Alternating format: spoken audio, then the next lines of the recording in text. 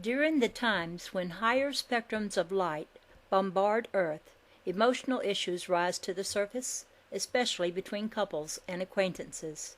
Issues long buried rise to the surface to be re-examined. These periods demand that we face all unresolved issues stored in our souls. Consequently, these issues form the agendas of events yet to come. These higher energies accelerate time and push the lower energies through us, causing all unfinished business to come around faster and faster. If lessons are not learned the first time, similar events, attached to new faces and agendas, come around 6 months later. The problem is that when the lessons are not learned the first time, they appear 10 times more intense the next time, and if they are not learned the second time, they are magnified 10 times again. Get the picture? Anything that is unfinished must be experienced again and again until it is done right. This means that the choices we make to resolve a situation must be motivated out of unconditional love. Remember, the only key to freedom is through right behavior, discovered by the Buddha. The higher energy demands that issues be resolved through love, forgiveness, and understanding. These behaviors must be mastered before entry into the fifth dimension is allowed. Love, forgiveness, and understanding or compassion are high vibrations and change the force field around a person. Mastering these virtues influences all else that comes within these higher vibrations and slowly begins to change all behaviors that vibrate at a lower rate. Beginning in 1995, Earth began to receive more frequent bombardments of these higher energies. Instead of 4 times a year, the higher spectrums of light now are sent to Earth 8 times a year. This will continue until the year 2001, after which the cycles will increase to 12 times a year. During this latter period, however, humanity will be so enlightened that the effects of these higher frequencies on our physical and emotional levels hardly will be noticed. Instead of causing stress and discomfort, these intense periods of energy will serve only to accelerate our mental and spiritual evolution.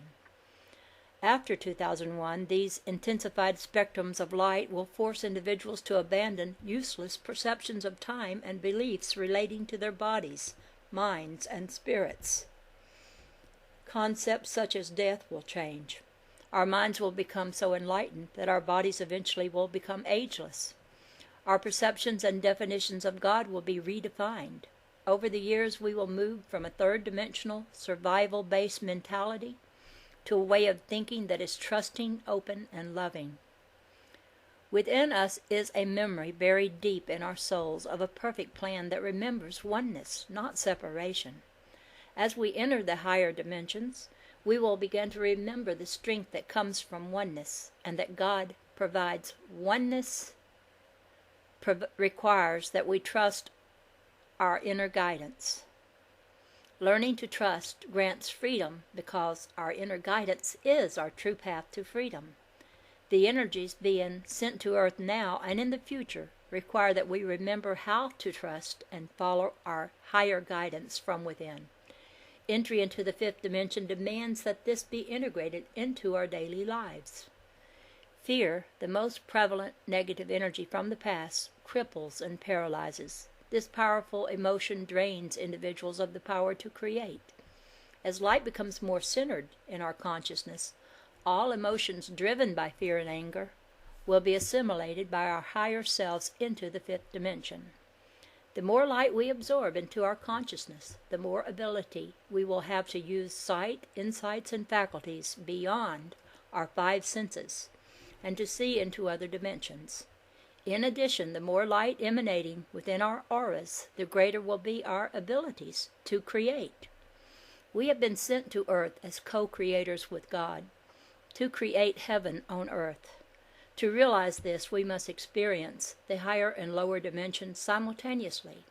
Only then can we bring the higher creations into our present moment of time-space. When we learn to integrate these frequencies into our consciousness, we will accelerate our journey to becoming the Adam-Kadmon species of the fifth dimension. This evolutionary leap destined for humanity can be compared to the difference in the human form between Neanderthal and Cro-Magnon. Today, anthropologists can find no transitional skeleton that depicts the evolution between these two developmental periods. In fact, this missing link remains an area of controversy and debate among anthropologists worldwide. The Ascended Masters, however, offer their view of this matter. In one transmission, Khatumi stated that the period between Neanderthals and Cro-Magnons is an example of a time when Earth experienced a quantum leap of consciousness, similar to what is being experienced on Earth today, because of the higher light spectrums that are bombarding the planet.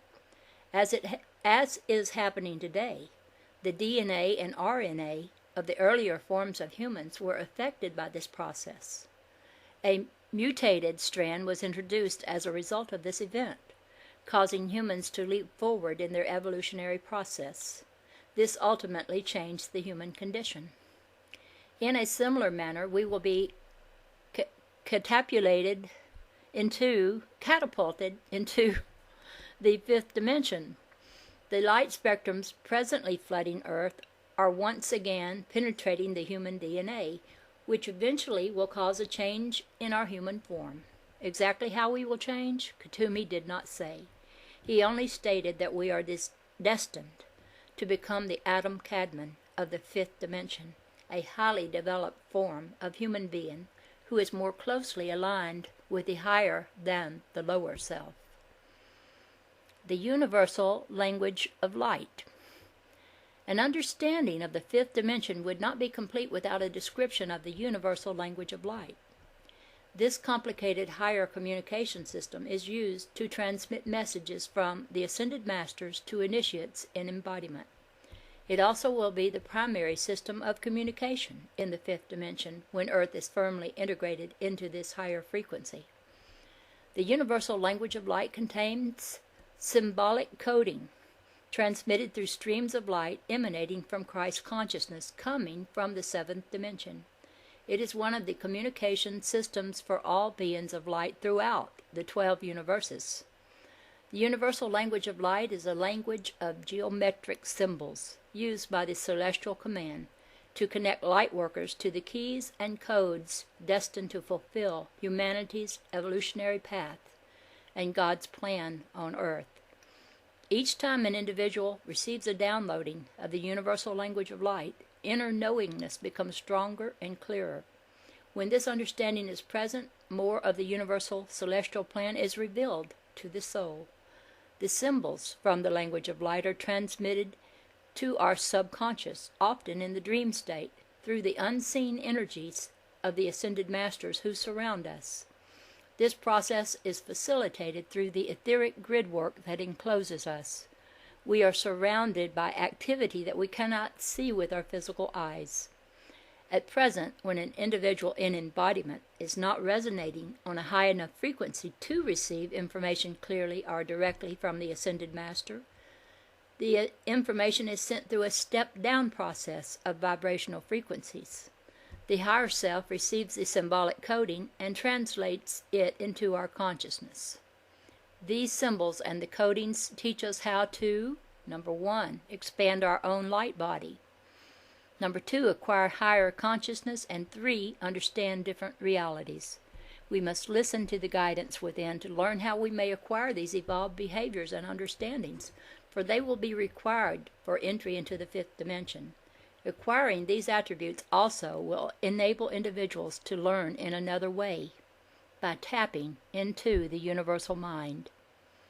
In the past, we have learned through books, lectures, lessons, television, media, and direct experience. In higher dimensions of time-space, however, there are other options.